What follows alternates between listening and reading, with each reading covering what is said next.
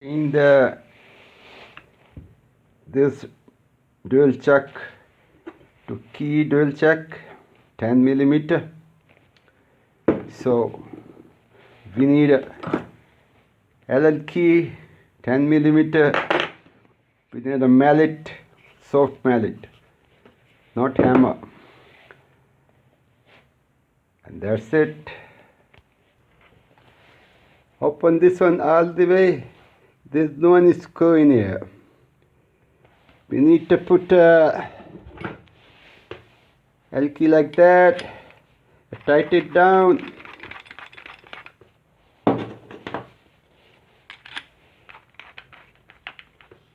Just tight it down. Yeah. And these threads are open by anti-clockwise. So hit the mallet over here, hold it down real nice, hit it here, again, yeah, it's open now.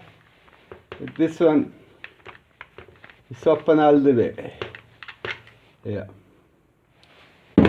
Now, you don't have screw in here, so we don't need it. Just clockwise, tighten it down clockwise and open this chuck and put this one L key in here to tighten it down. Yeah. Put this one in here, tighten it down.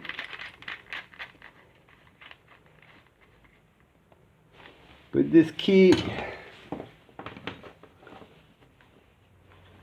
tight it down real good.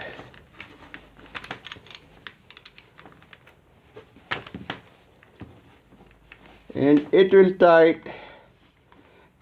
This thread will tight clockwise. So we like that. Hold it real nice. Hit it 2-3 times. It will tight.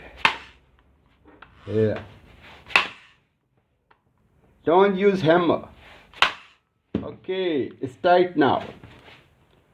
That's the way to change the dual chuck of 10 millimeter. Thank you very much, guys.